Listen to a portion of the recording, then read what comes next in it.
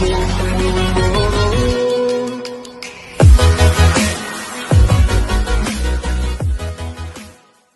इस लेक्चर में हम डिस्कस करेंगे कि मैटर क्या है और क्लासिफिकेशन पढ़ेंगे हम मैटर की। देखिए, मैटर है ऐसी कोई भी चीज जिसका कोई मास हो और वो को स्पेस ऑक्युपाई करे, उसे हम बोलते हैं मैटर। और साथ ही साथ वो हमें हमारे सेंस ऑर्गन से पता चल जाए, किसी भी सेंस ऑर्गन से पता चले, उस सारी चीजों को हम क्या कहते हैं, मैटर कहते हैं।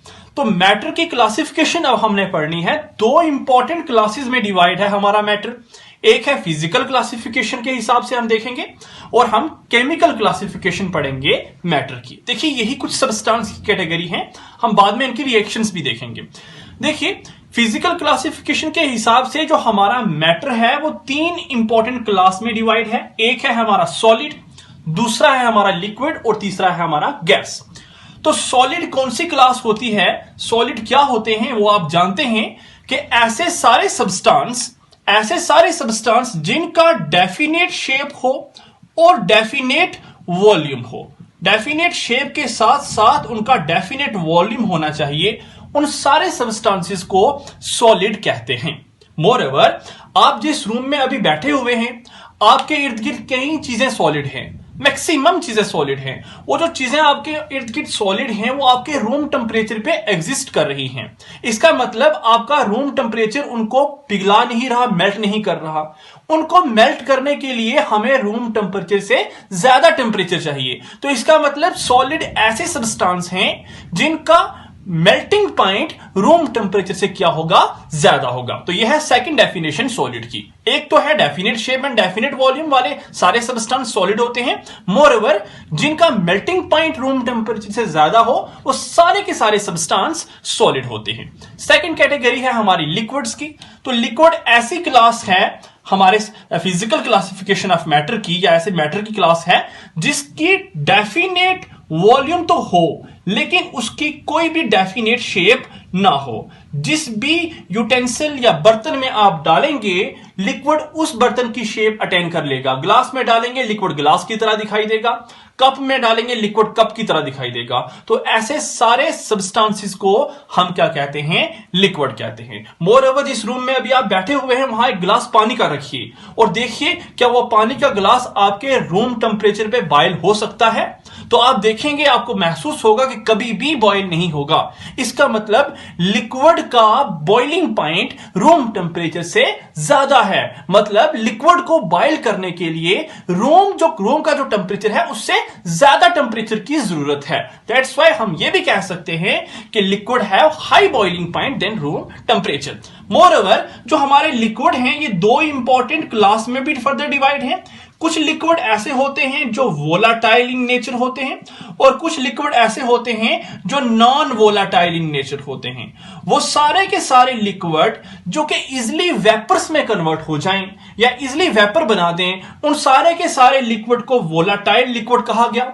फॉर एग्जाम्पल हमारा कैरोसिन ऑयल हो गया, फॉर एग्जाम्पल हमारा पेट्रोल हो गया, फॉर एग्जाम्पल हमारा अल्कोहल हो गया। ये सारे के सारे सब्सटेंस या लिक्विड हमारे वोलाटाइल लिक्विड की कैटेगरी में आते हैं।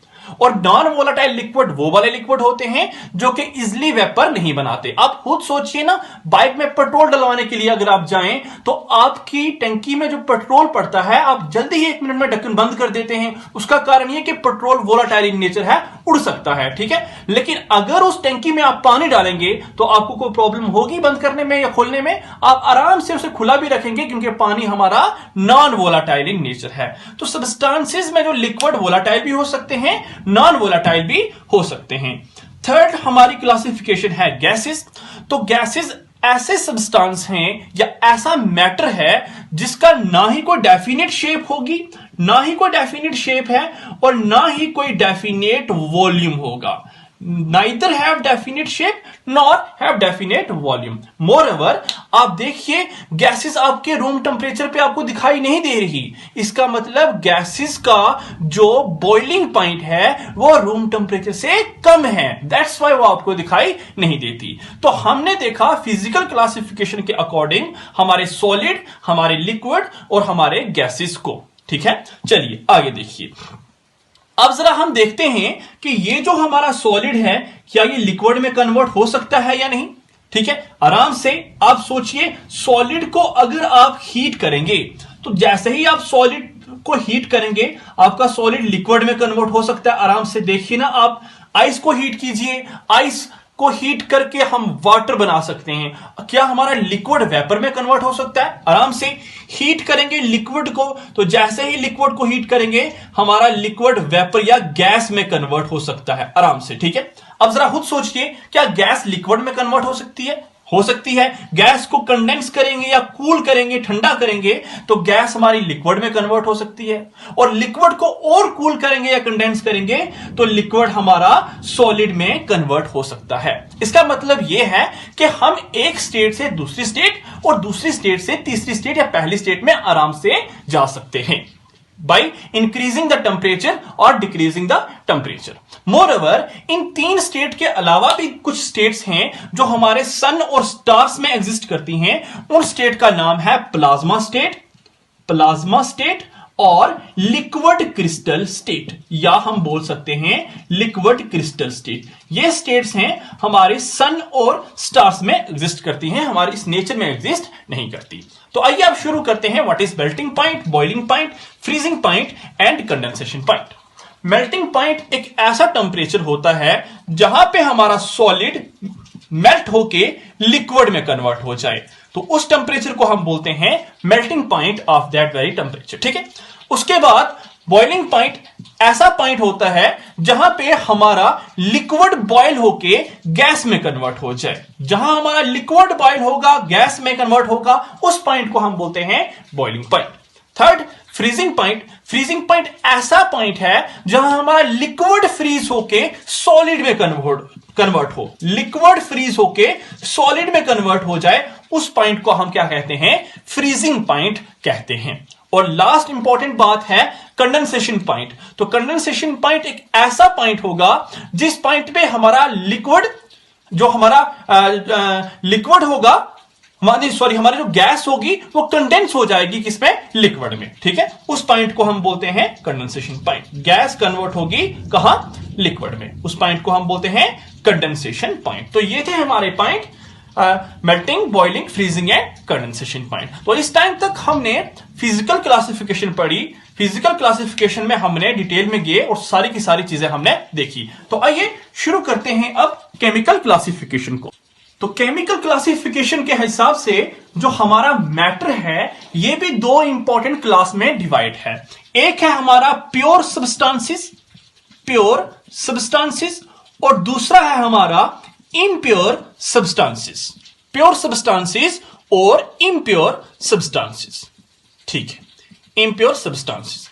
अब क्या होते हैं प्योर सब्सटेंस और इम्प्योर सब्सटेंस? देखिए, प्योर सब्सटेंस ऐसे सारे के सारे सब्सटेंस जो कि सेम काइंड ऑफ पार्टिकल से मिलके बने हों, जिनमें सेम काइंड ऑफ पार्टिकल्स हों, उन्हें हम बोलते हैं प्योर सब्सटेंस। जितने भी सेम काइंड ऑफ पार्टिकल से मिलके बने उन्हें हम बोलते हैं प्योर सब्सटेंस। अब ये सेम काइंड ऑफ पार्टिकल से मिलके बनते जो प्योर सब्सटेंस हैं, ये फर्दर क्लासिफाई हैं दो इंपॉर्टेंट कैटेगरी में। एक को हम बोलते हैं एलिमेंट्स और सेकंड क्लास को हम बोलते हैं कंपाउंड्स। एक को हम बोलते हैं एलिमेंट्स और नेक्स्ट क्लास को हम बोलते हैं कंपाउंड। तो क्या होते हैं एलिमेंट और क्या होते हैं कंपाउंड, वो देखेंगे हम। देखिए, एलिमेंट ऐसे प्योर सब्सटेंसेस होते हैं जिनमें सेम काइंड ऑफ एटम्स हों। ऐसे प्योर सब्सटेंसेस हैं जो कि सेम काइंड ऑफ एटम से मिलके बने हों। फॉर एग्जांपल, हम देखते हैं आयरन की कोई रॉड, तो आयरन की रॉड में जितने भी एटम होंगे वो सारे के सारे एक ही तरह के एटम होंगे और वो किसके एटम होंगे? आयरन के एटम होंगे। तो हम बोलते हैं कि ये हमारा एलिमेंट है आयरन और इसमें सेम काइंड ऑफ एटम से मिलके ये बना हुआ है।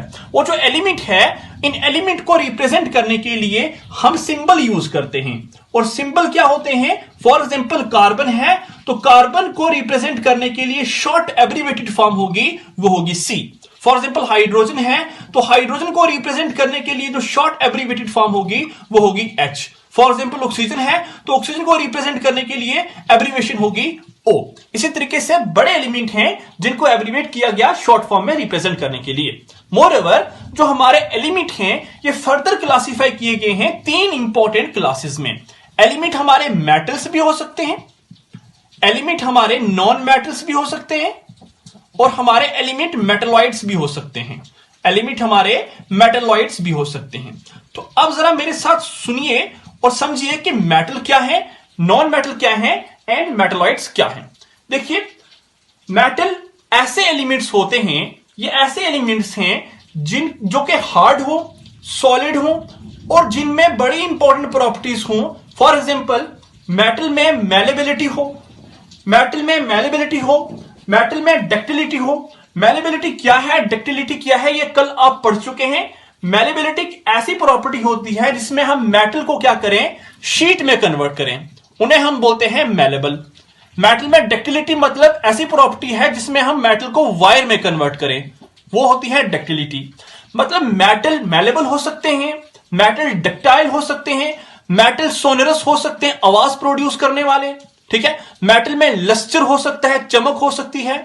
Metal good conductor of heat and electricity हो सकते हैं, और मेटल मोस्टली सॉलिड होते हैं एक्सेप्ट मरकरी। तो ये सारी की सारी प्रॉपर्टीज हमारे मेटल की होती हैं। अब नॉन मेटल क्या है? नॉन मेटल जो कि ना ही मैलेबल हो, ना ही डक्टाइल हो, और ना ही ये सोनरस हो, आवाज प्रोड्यूस कर सकें, ना ही ये लस्टरस हो, नॉन लस्टरस हो। Moreover these are bad conductor of heat and electricity, और most of the non metal are in liquid state, ये solid भी नहीं इतने होते, ठीक है, और गैसी स्टेट में भी एग्जिस्ट करते हैं।